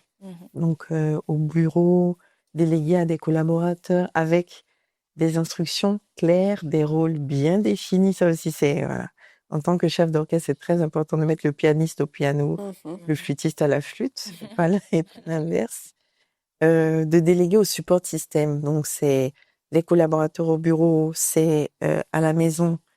Ça va être pour mon cas vraiment, et ça, big up à celle que j'appelle ma CP, qui est ma mère, qui est vraiment très, très présente et qui fait un très bon boulot avec ses petits-enfants, mes parents, mes frères et sœurs, etc. Les nounous, le personnel de maison aussi. Et puis, automatiser pour le A. Les choses récurrentes qui reviennent, comme le menu. C'est ça. Qui demande une charge mentale. Et tellement. Automatiser toutes ces choses-là. Moi, j'ai des menus qui sont automatisés, desquels découlent les courses à faire. On a des rituels à la maison. C'est très important, comme on travaille quand même beaucoup pendant la semaine, d'avoir des rituels. Donc, il y a certains jours, moi, elle a posé son tabouret, donc je vais... Oui. Ou par exemple, moi, le mercredi après-midi, c'est pour mes enfants. je finis mon boulot à midi au plus tard, je vais les chercher à l'école et on fait ce qu'on a envie de faire. On va manger, on rentre à la maison, peu importe. Le week-end, c'est pour mes enfants. Le samedi, c'est soirée cinéma. Le dimanche, c'est brunch. Qu'il pleuve, qu'il vente. Ça fait qu'aujourd'hui, même les copains, les cousins, tout le monde vous rejoint dans cette... On a le programme. Hein. La petite télé, on met Netflix. Oh, je fais une pub, désolée. Mais on va faire notre soirée cinéma parce que ce sont les choses qu'ils aiment et qui nous permettent d'avoir des moments de qualité. Automatiser toutes ces choses-là. Donc, prioriser. Qu'est-ce qui est important? C'est quoi la saison? Qu'est-ce que tu veux faire? Qui tu es? Parce que tu changes aussi. C'est ça. Déléguer et automatiser ce qui peut l'être. Et s'il vous plaît, n'oubliez pas, ça c'est la rebelle qui parle, savoir dire non. Non. N-O-N, point. C'est fini. Non, point, c'est très complet. Comment Avoir la décence de faire ce dans quoi on a une valeur ajoutée. C'est ça. Par exemple, les courses, c'est important, mais est-ce que c'est important que moi, je prenne ma voiture, j'aille prendre des packs d'eau au supermarché, passe à la caisse, les mettre dans le coffre pour les mettre à la maison? Est-ce que c'est vraiment important que je mette mon énergie dans tout ce processus-là pour avoir de l'eau à la maison? Si c'est pas le cas, je peux déléguer. C'est comme ça aussi qu'on fait le tri. Où est-ce que j'ai de la valeur ajoutée? Par exemple, quand je fais la soirée cinéma avec mes enfants, si je mets une autre personne que moi dans la soirée cinéma, ça sera plus pareil. C'est ça. Donc, j'ai une valeur ajoutée à être avec eux à ce moment-là. Voilà. Ah là, ce sont de très, très bons tips. Comme je disais, j'ai pris mon tabouret aussi. Donc, j'ai noté déjà PDA, prioriser, déléguer, automatiser. Voilà, j'aurais pas dit mieux. Et moi aussi, j'aurais Petit secret aussi du côté de moi, Fonda. je dirais qu'il faut s'entourer de personnes compétentes, surtout au niveau professionnel. Au début, je pensais qu'il fallait que moi-même, je forme, j'apporte ma petite touche, mais comme on l'a dit, il y a un peu d'ego dedans. Donc, quand tu comprends ce que tu dois offrir, par exemple, à tes clients, tu commences à chercher des personnes dans le domaine qui maîtrisent le boulot et qui viennent t'aider à faire ton travail. Et du coup, côté professionnel, la charge mentale, elle descend. C'est ça. Elle descend parce que, au lieu d'être à l'exécution, tu es derrière et tu essaies de gérer ce que tu peux gérer. Et à la maison, on va dire que c'est une chance pour moi d'avoir mes sœurs avec moi et d'avoir une nounou formidable également. Parce que les choses que j'arrive pas, par exemple, à gérer en temps de haute saison, comme en décembre, où je dois être un peu plus regardante au niveau du travail, j'ai toutes ces sœurs à la maison là qui essaient de mettre en place un système qui fait que même quand je suis absente, les enfants ne le ressentent pas trop. Voilà, donc c'est vraiment trouver son rythme pour avoir ces moments où respirer et se dire que on peut pas tout faire toute seule. Donc vraiment, c'est déléguer. À partir du moment où tu es dans l'entrepreneuriat, comme le docteur disait, c'est pas tout ce qu'on voit là. Et ça, en fait. C'est ça. Même il y a une qui a parlé de création de contenu. Si tu n'es pas... Moi, je suis pas habile du téléphone. Il y a des gens qui sont très smart avec le téléphone, ils te font des vidéos vraiment magnifiques. Tu délègues. C'est ça. En fait, j'ai compris aujourd'hui qu'il y a quelque chose qu'on ne peut pas avoir. On peut pas, comment je vais dire ça? Il y a quelque chose qu'on ne peut pas rattraper, c'est le temps. C'est ça. Et j'ai compris aujourd'hui que les moments de qualité, ça s'achète. Ça s'achète avec quoi? Tu t'entoures de personnes compétentes qui vont faire certaines tâches à ta place pour que toi, tu aies ces moments de qualité-là pour toi et ta famille, en fait. Donc, ça fait que au départ, on est seul, mais il faut déjà, dès le départ, commencer à s'inculquer ça quand on veut être créatrice de contenu, épouse, mère, maîtresse de maison. Si tu délègues pas, tu ne vas pas t'en sortir. Mais docteur, est-ce que c'est facile de déléguer? C'est pas Parce facile. que j'entends qu'il faut déléguer, je l'entends. Et quand tu commences toute seule et que tu t'es habitué à mettre ton propre mécanisme en place et qu'à un moment donné, tu dois déléguer, est-ce que c'est pas, on se retrouve pas parfois à être un peu la patronne pique-me qui vient à chaque fois sur le dos faire du micromanagement, même à la maison et tout ça? Donc, est-ce que c'est vraiment facile de déléguer? C'est pas facile parce que comme on l'a dit, quand on crée quelque chose, c'est comme notre bébé, on veut être partout et puis il y a un peu l'ego aussi de se dire j'ai créé, c'est mon image quelque part qui va avec ce projet-là, mais quand on veut faire quelque chose de grand, comme l'a dit Kétiane, qui a un impact, c'est pas possible de ne pas déléguer. C'est une obligation de déléguer. Sinon, on sera limité. On sera limité. Donc, tout ça vient avec l'introspection, encore une fois, savoir qu'est-ce qu'on veut, où est-ce qu'on veut aller et quel est le but. Donc, c'est avec ça qu'on se rend compte qu'on ne peut pas déléguer. Moi, par exemple, je suis sur les réseaux sociaux. Oui, c'est vrai, je connais les réseaux sociaux, etc., mais je suis pas créatrice de contenu en tant que telle. Donc, je suis obligée d'avoir une équipe autour de moi qui m'a permis d'être assez connue aujourd'hui. Si j'avais fait mes petites vidéos moi-même avec mon téléphone, peut-être que je n'aurais pas eu le même rayonnement non plus. Je suis médecin, c'est vrai, je parle de sujets de médecine, mais est-ce que la façon dont moi je parle de médecine, c'est quelque chose qui peut interpeller les gens, par exemple? Donc, mon équipe aussi essaye de démocratiser, même, bon, quand on est en médecine, on est purement en médecine, hein. C'est ça. Donc, on n'a pas fait des cours d'entrepreneuriat, on n'a pas fait de cours de ça. Donc, j'ai dû aussi apprendre, j'ai dû déléguer, j'ai dû demander conseil. Et puis, j'ai dû aussi apprendre à parler normalement, on va dire, pas avec des termes scientifiques. Voilà, parce que si je commence à rentrer ici avec, oui, les pipelons, rétropéritonéal et je sais pas trop quoi, bah, les gens, ils vont écouter 2 secondes ma vidéo et puis ils vont passer à autre chose. Nous avons perdu même. Tu vois? Là même, on a Déjà perdu. Donc, c'est un peu ça. Non, déléguer, c'est incontournable. Et je pense que on peut ne pas vouloir déléguer.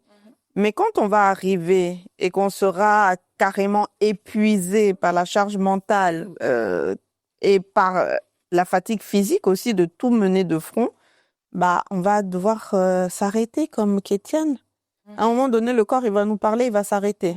C'est ça. Donc, et si on ne se pose pas les bonnes questions à ce moment-là, ben, ça sera un cercle vicieux où, ben, on va voir, voilà. Après, il faudra pas se poser la question de oui, pourquoi je n'arrive pas à atteindre mes objectifs, je veux faire quelque chose de grand, mais je n'arrive pas. C'est parce que on veut tout faire soi-même. Donc, déléguer.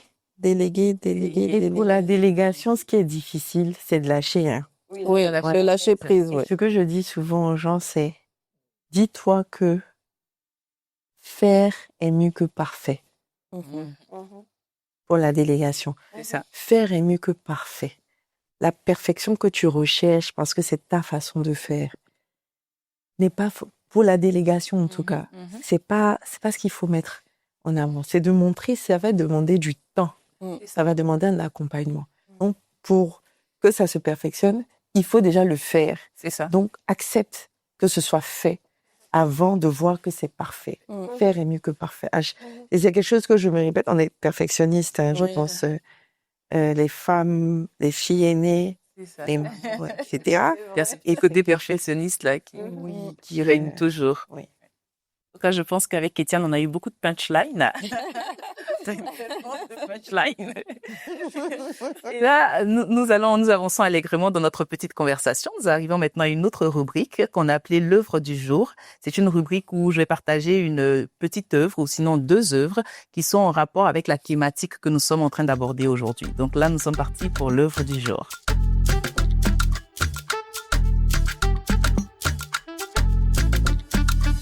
Pour illustrer notre thématique aujourd'hui, nous avons choisi de mettre en lumière 2 œuvres puissantes qui capturent chacune à leur manière ce que signifie porter le monde sur ses épaules.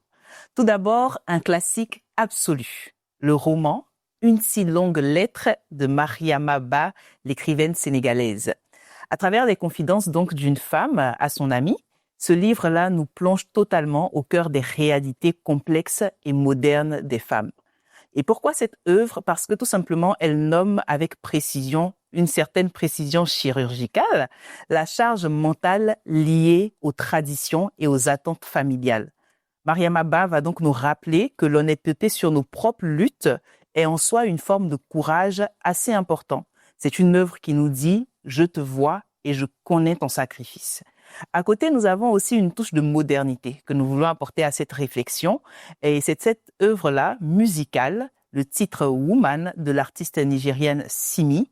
Si Mariama Ba, elle écrit la lutte, Simi, elle chante avec une force incroyable. Dans ce morceau, dans ce titre, elle dépeint ce numéro de jonglage dont nous parlons depuis tout ce temps, c'est-à-dire cette obligation d'être à la fois forte et soumise et de travailler tout en gérant parfaitement son foyer. Elle met en avant une certaine vigilance constante et des doubles standards qui font que quoi que nous fassions, la société nous en demande toujours plus.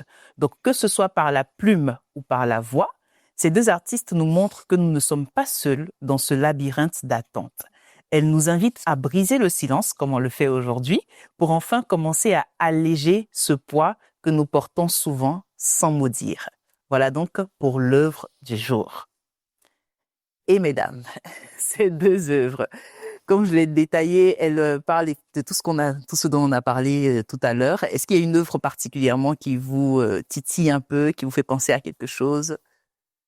Par rapport à une si longue lettre, je dirais que on se rend compte dans la lecture justement que c'est à partir du moment où elle se choisit et qu'elle lâche prise qu'elle commence véritablement à vivre.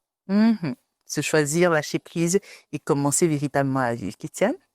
Je suis totalement d'accord avec ce qu'elle vient de dire. Et en fait, ce qui est triste aujourd'hui, c'est qu'on veuille nier, entre guillemets, le combat de nos prédécesseuses qui ont lutté justement pour qu'on puisse aujourd'hui vivre pleinement. Et c'est vrai qu'il y a encore le fardeau de la culture et de l'éducation, mais on n'est vraiment pas logé à la même enseigne. Et il faut respecter ce qu'elles ont vécu, ce qu'elles ont fait et avancer. En fait, pour moi, honorer ce qui s'est passé avec nos mères, nos grands-mères, etc., c'est se donner le droit de vivre sa réalité, sa vérité aujourd'hui, sans s'excuser, tout simplement. Fanta? Moi, je les rejoins et je dirais que il faut accepter, c'est ça, que tout ne peut pas être parfait, qu'on ne peut pas tout faire, faut connaître ses limites. Il faut toujours se choisir. Je vais aller un peu plus loin. On a tendance à dire que quand Dieu a amené Ève dans le jardin, tout était prêt.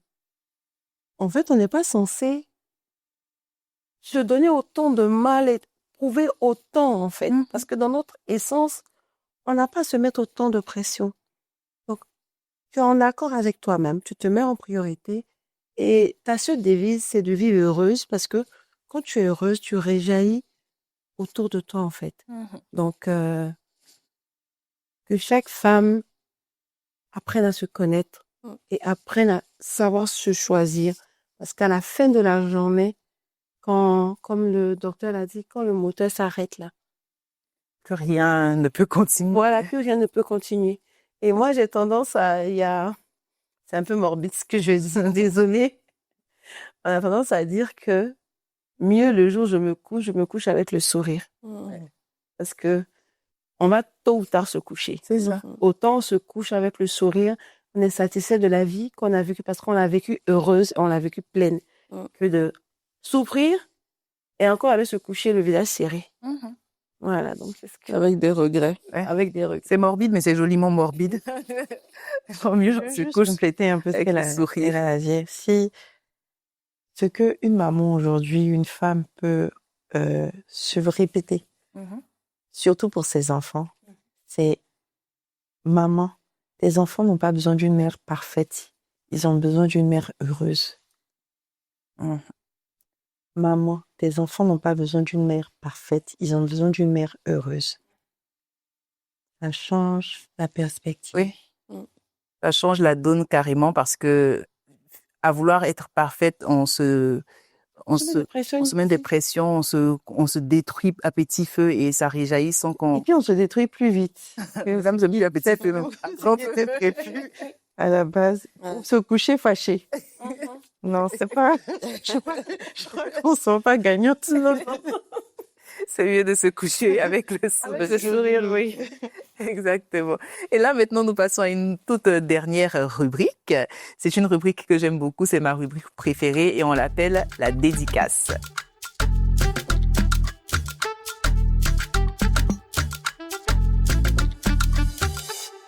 Pour la dédicace, je pense que vous l'aurez compris, c'est une dédicace, mais une dédicace qui est faite à une femme ou deux. Peut-être je regarde Kétiane avec le coin de l'œil.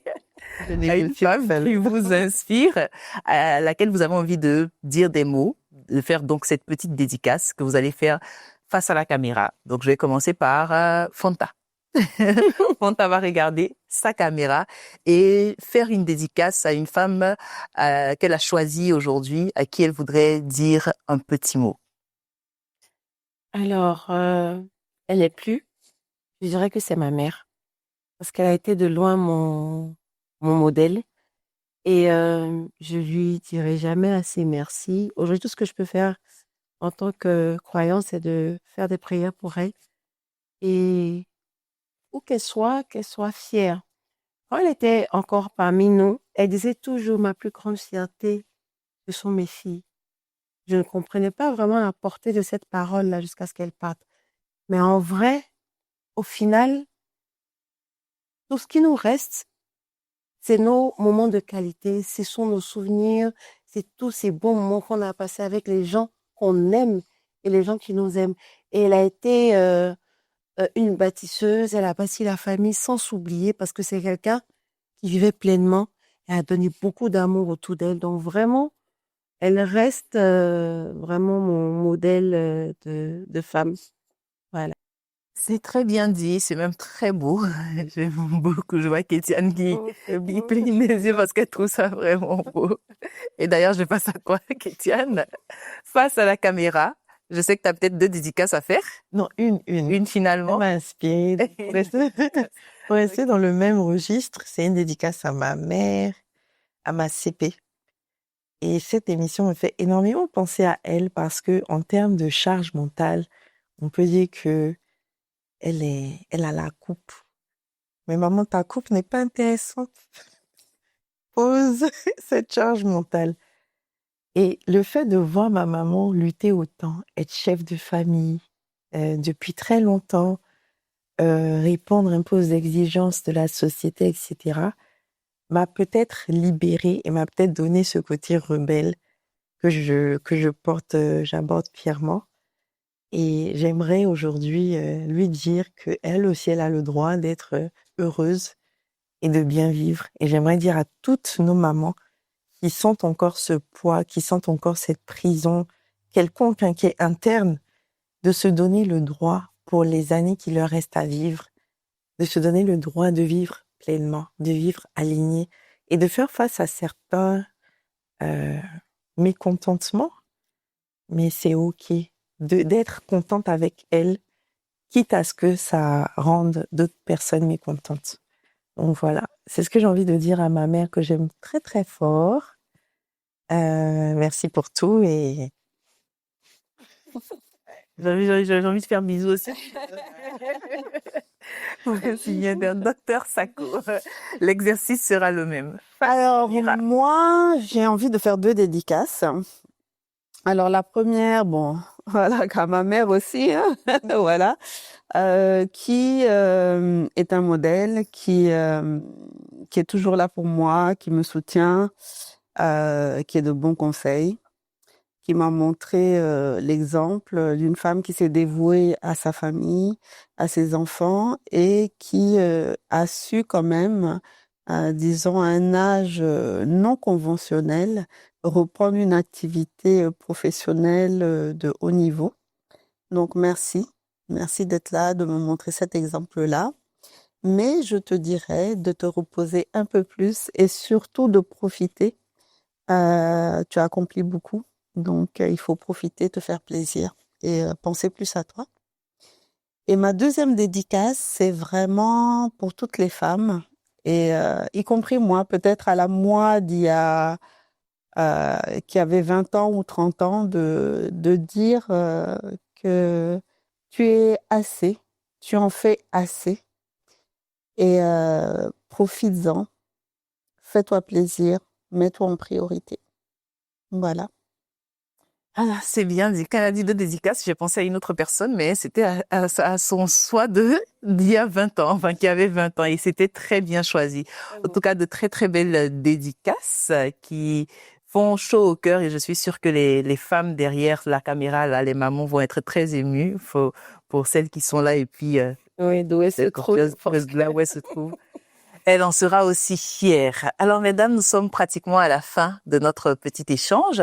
Avant de faire cette conclusion, j'aimerais quand même, parce que en off, j'entendais qu'il fallait revenir sur certaines choses. Donc, je vais faire l'exercice que chacune puisse dire vraiment un tout petit mot à la fin de cette conversation assez enrichissante, quelque chose qu'on voudrait que l'on retienne, qu'on garde à l'esprit pour toutes ces femmes aussi qui sont en train de nous écouter. Je vais commencer par Kétiane. Soyons heureuses. Soyons épanouis, vivons pleinement. Et surtout, ce que j'ai envie de dire, tu n'as pas d'ennemi. L'ennemi que tu vois, ce n'est pas l'homme, ce n'est pas la société, c'est ce que tu autorises. Donc, autorise-toi à bien vivre, vis pleinement, en fait. 90 ans pour les plus chanceux, c'est trop court déjà. Donc, vis ta vie, alignée avec tes valeurs, avec ce que tu as envie d'être. Permets-toi de briller, d'oser, d'avancer. Et n'oublie pas de prier également pour que Dieu t'aide à accomplir tout ce qu'il a mis en toi. Mais surtout, sois consciente de qui tu es. On a besoin de ta lumière. Brille. Brille. Alors, Fanta, veux-tu bien briller aussi à ma caméra? Je vais rebondir. Donne un petit mot Il a dit, de fin. il faut oser briller. Osons briller. Parce que nul n'a la responsabilité de notre bonheur. Nul n'a la responsabilité de notre épanouissement. Nul n'a la responsabilité de notre bien-être à part nous-mêmes. Et ce qu'on ne s'autorise pas à se donner à soi-même, on n'a finalement pas le droit de l'exiger de qui que ce soit. Parce que je pense que, en tant qu'être humain, Dieu nous a créés avec tout ce dont on a besoin pour se faire plaisir, pour briller, pour être heureuse et pour lâcher prise. Et comme je l'ai dit, au final, tout est déjà écrit. Donc, c'est vrai que tout n'est pas rose. La vie, ça monte et ça descend. Mais il faut savoir que, je vais dire un proverbe chez nous, quand ça chauffe, ça finit toujours par refroidir. Quand ça chauffe, ça finit toujours par refroidir. Donc, il faut relativiser. Il faut se donner le droit d'être heureuse et se mettre en priorité. Et se dire que tout ce qui se passe, que ce soit bon ou que ce soit mauvais, l'objectif, c'est de venir nous construire. Une fois qu'on voit les choses comme ça, quand les choses se passent pas comme on le souhaite, on lâche prise et puis on évolue.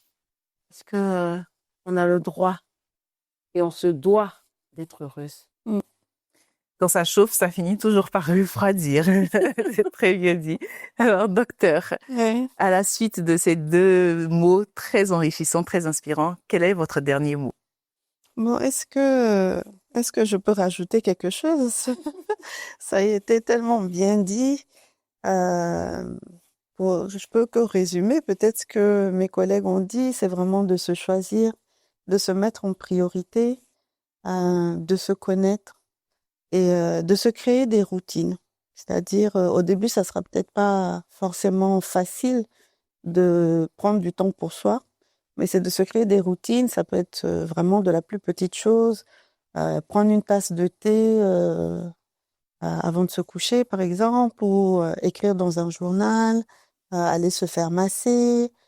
C'est quelques heures qu'on prend ici et là, et puis au final, on commence à s'habituer, et puis on voit aussi les bienfaits que ça peut nous apporter. Donc vraiment, il faut être heureuse. La vie est assez courte ou assez longue selon de quel côté on voit. Et si on doit vivre une vie pleine de stress, avec des regrets, avec l'envie, et arriver au bout sans avoir profité, à quoi ça a servi finalement? Donc, mettons tout en œuvre, je m'inclus dedans, pour faire les choses avec le cœur, pour faire les choses qui nous plaisent. C'est vrai qu'on a des responsabilités, on a des choses qu'il faut faire dans la vie, mais le faire toujours en étant heureux, en ayant cette passion-là, cette envie-là de faire les choses, pour atteindre ce but d'être heureux dans tous les domaines. Merci infiniment, mesdames. J'ai envie de dire profiter, se choisir, mettre en place des mécanismes, déléguer et encore plein d'autres mécanismes, d'autres conseils qui ont été partagés. C'était vraiment un très bel échange sur ce thème qui a posé les bases de Moussoya. On envoie beaucoup de force à toutes ces dames-là qui, dans leurs différentes vies quotidiennes, se retrouvent à porter plusieurs casquettes, plusieurs rôles. Elles sont des femmes extraordinaires et que tout ce qui a été partagé ici puisse leur servir, nous servir à nous-mêmes et aussi à toutes celles qui prendront plaisir, en tout cas, à regarder cet épisode. Merci à vous d'avoir suivi Moussoya, votre espace de sororité. Et d'ici là, prenez soin de la femme que vous êtes et de celle que vous devenez. À bientôt.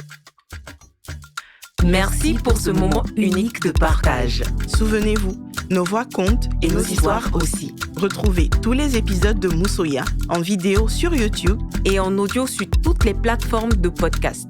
Moussoya est une production de Plolay, de Creative Content and Podcast Factory.